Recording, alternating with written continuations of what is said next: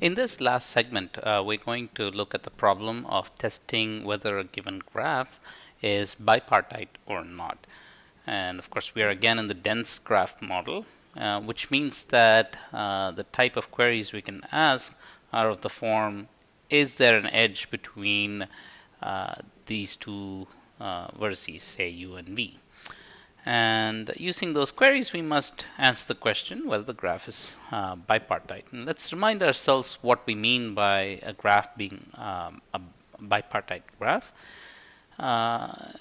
Such a graph must have a partition of its vertices into sets v1 and v2, such that the edges are a subset of v1 cross v2. So the edges can only be of the form where they connect one vertex from v1 and one vertex from v2. But unlike the biclic, it doesn't have to be exactly v1 cross v2. And a well-known property of bipartite graphs is that there does not exist any R-length cycle in the graph G. In fact, these two statements are equivalent. The statement that G is a bipartite graph is equivalent to saying that the graph does not have an R-length cycle. And exploiting this property, we can arrive at a linear time, shall we say BFS-based algorithm for testing bipartiteness. Basically just tests whether there is any cycle that is of odd length in it. Okay. But obviously this will not suffice for our purpose, because executing BFS would mean that that we need linear time and linear number of queries, and that's not acceptable. And so we have to be in the realm of sublinear testing. And for this purpose, we will need a promise. And the promise should be that either the graph G is bipartite, or it's epsilon far from being a bipartite graph, which means that more than epsilon n squared edges must be removed in order to make the graph bipartite. Okay. Notice that we only need to remove edges in order to make it bipartite, because we really don't need to add any new edge, because for a bipartite graph, the edge set E only has to be a subset of V1 cross V2. And as we mentioned earlier, we're only allowed queries of the form, is there an edge between two vertices, say vertex u and vertex v? So let's, without further ado, look at the algorithm to test whether the graph is bipartite in this sublinear setting. So the algorithm is very simple. We simply sample theta of 1 over epsilon squared times log 1 over epsilon number of vertices uniformly at random. The constants hidden within the theta notation can be reverse engineered later, so we're not going to worry too much about constants. In fact, this whole segment we're going to purposefully be a bit sloppy in order to focus on understanding what's going on, and we will work out these constants as part of our exercise later. So we sample these many vertices, and after we've sampled these vertices, we will query all possible pairs of vertices from this sample, and by doing that, we will construct the induced subgraph of those sampled vertices. And then we'll just test whether that induced subgraph is a bipartite graph or not. And this we can do using BFS. Remember, we have a linear time algorithm using BFS, but notice that this is a linear time algorithm on a graph that's of size roughly square of epsilon to the minus 2 log 1 over epsilon. And so that's still very much sublinear in terms of the larger graph that we're concerned about. Okay. Now we test the bipartiteness of this induced subgraph, and if it is bipartite, we accept, otherwise we reject. And of course, the verdict of accept or reject must hold in the larger input graph on n vertices. So you may wonder, where is the enforce part? In the bicyclic case, we had a clear enforce step and a test step. As it turns out, in this case, the enforce step and the test step are both blended, and really it's only in the analysis that we separate them out. Okay, so we'll see that in a little while, but for now, let's on purpose make a misstep, a wrong attempt, if you will, just to sort of get a sense for why we even need this enforce and test approach to analyzing this algorithm. Notice, of course, that the algorithm is always going to be correct when G is bipartite. And so, like in many other such property testing contexts, we don't care so much about getting the right answer when the property holds. We're more concerned about being able to reject when the property does not hold. So for that purpose, we're going to assume that the graph G is epsilon far from being bipartite. And now we have to show that the algorithm will reject such a graph with some good probability. Okay. Under that assumption, consider a partition V1, V2. We're guaranteed that there are more than epsilon n squared violating edges. And these are edges that are going between vertices that are both in V1 or both in V2. Here's a quick exercise for you. What you need to show that if you sample 1 over epsilon times log 1 over delta samples, you will hit such a violating edge with probability at least 1 minus delta.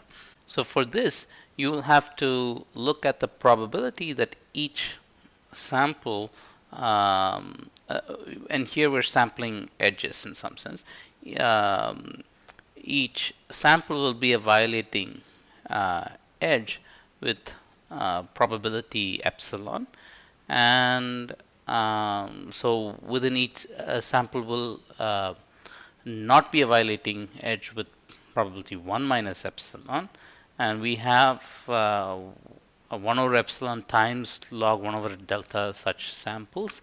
So what is the probability that all of them don't reveal a violating edge? That will be, we need to show that that will be of probability delta. So with probability 1 minus delta, we will be able to find a violating edge. So spend some time to work out those details. But once you've convinced yourself that that's the case, let's step back and look at what we have achieved. We have shown for a specific partition that we will be able to hit a violating edge with probability at least 1 minus delta. That's great for one partition, but we really need to be concerned about every possible partition.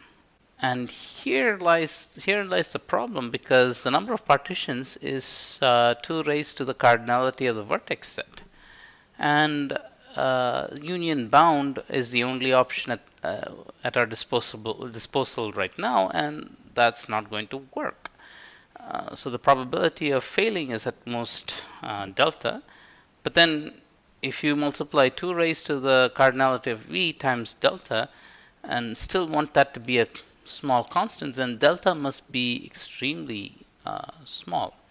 And if you think about it, if delta has to be uh, like 1 over 2 raised to the cardinality of v, then log of 1 over delta is going to be log of 2 raised to the cardinality of v, and that's going to be a linear number of samples, linear in the number of vertices.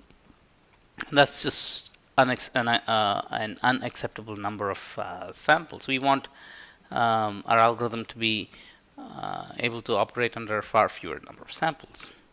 So, with that being the case, we have to think about how um, we can have an enforce part and then test against what is being enforced in the enforce part. So this leads us to the second correct attempt. Uh, okay, so uh, just a little quick post-mortem on attempt 1, the failed attempt. We were not able to rein in the 2 power cardinality of v number of degrees of freedom that we had in partitioning the vertex set. Uh, uh, it's so we have, but there's a lot of structure which we need to be able to exploit. And so the way we're going to do that is the following. Remember, the enforced part is implicit. What we're going to do is just treat the first few queries as enforcer queries, and those first few queries will create a structure, and then the rest will be used to test against that structure. And this is quite nicely analogous to the balls and bins way of analyzing that we had before. The algorithm, I mean, the process was the same for all 2 square root of n number of balls. But for the analysis purposes, we set the first square root of n balls separately, created a structure, and then looked at what happened when we threw the next square root of n balls. And what we're doing here is very similar. The first few queries we're going to enforce a structure, and then on even though the algorithm doesn't change, in the analysis we look at the structure that is enforced by the first few queries, and then use the subsequent queries to test against that enforced structure. So let's look at it a bit more carefully. So we're going to call the set of first theta of 1 over epsilon log 1 over epsilon queries as the set U. And this is the part that's going to enforce the structure. Okay, and let's pick a bipartition U1, U2 of the set U. And so the moment we have a U1 and a U2, we're going to assume that U1 and U2 are chosen such that there are no edges between vertices in U1 or no edges between vertices in U2. If we cannot find such a partition, then we're already done. The graph is no longer a bipartite graph. So we found a violation. But let's assume that we could not find a violation. And so we have this U1 and U2. How could we subsequently find, and this creates a structure. Some vertices are now in the left in U1 and some vertices are in the right in U2. There are a lot more vertices in the graph. But how do we find a violation against the structure? There are 2 ways in which this can happen. One is you can find a vertex x such that x has a neighbor in U1 and a neighbor in U2. If that's the case, then U1 and U2 cannot be a valid partition. So that's one way to find a violation. There's now a second way to find a violation. Either so you find an edge x1, x2, but x1 happens to be a neighbor of some vertex in U1, and x2 happens to be a neighbor of some vertex in U2. and this again would be a violation. So our goal with the rest of the queries is to be able to find one such violation. Okay. And remember, U1 and U2 create a structure. So what we're going to do is uh, look at the set U1 and in particular spot all the neighbors of set U1. Let's call that set W2. Along with U2, we bunch that together and call it the set V2. Okay, and this is the one part of the partition of the entire graph, and all other vertices we place in V1. So U1 and the W1 shown here in orange together form V1. And here we're going to make a simplifying assumption that is certainly not true in general. But however, it helps to keep the analysis simple, and it's actually a fairly easy assumption to remove later. So we're going to remove that assumption as part of an exercise. But for now, we're going to make this assumption that every vertex other than the ones in U1 and U2 have a neighbor either in U1 or in U2. Okay. So the rest of the analysis is going to be based on that assumption. And let's recall that a vertex X would be a violating node, basically an evidence that this partition will not work as a bipartition if it is a neighbor to a vertex in U1 and also a neighbor to a vertex in U2. Okay. Or another way to find a violation would be a pair of vertices x1 and x2 such that both of them are neighbors of U1, so they actually have to be in set W2, but they end up having an edge between them. That's again a violation. And when either one of these violating structures are queried, the algorithm essentially eliminates this partition U1, U2. But keep in mind that there are a total of 2 raised to the cardinality of U number of possible partitions of the set U. Now, we must ensure that not only is this set U1, U2 is eliminated, we must ensure that our queries are strong enough to eliminate every possible partition of the set U. And keep in mind that this whole thing is operating under the assumption that the graph is in fact far from being an from being a bipartite graph, and so we need to the second part, the test part, should be strong enough to reject all these 2 power u possible partitions. Okay, and the goal is for each of these 2 power u possible partitions, we should be able to find a violating structure, either x or an edge x1, x2. Okay.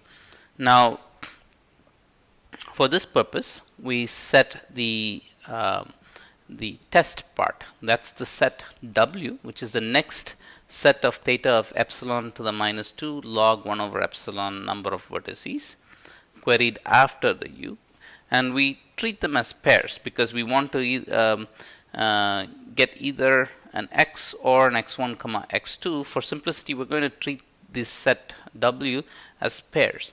So each pair could either include an x as an evidence against the bipartiteness, or include a pair x1, x2, which will again be an evidence against the bipartiteness. So now, what is the probability of not finding an x? So this must be an x, by the way. What is the probability of not finding an x or an x1 edge of the form x1, x2? These are witnesses against this particular partition U1, U2. In all of the 1 over epsilon squared log 1 over epsilon queries. This is the set of all queries in W, the second set of the test set. And that's going to be 1 minus epsilon raised to the theta of 1 over epsilon squared log 1 over epsilon, which we can work it out will be O of 2 raised to the minus U. And of course, with appropriate constants embedded into these theta notations, we can bring this probability down to a small constant. And this will be the small constant will be the probability of not detecting bipartiteness. Okay, so this gives us the overall idea. So in the first part, we basically remember we're focusing on graphs that are epsilon far from being bipartite, and the first part is the first set of U queries that have basically enforce a structure, and there are now we focus on the 2 power cardinality of U number of partitions. You pick a partition, you ensure that with some very low probability, O of 2 raised to the minus cardinality of U probability, you ensure that the bipartiteness, we miss the bipartite, we miss finding evidence for the bipartiteness with such a small probability, which means that we will not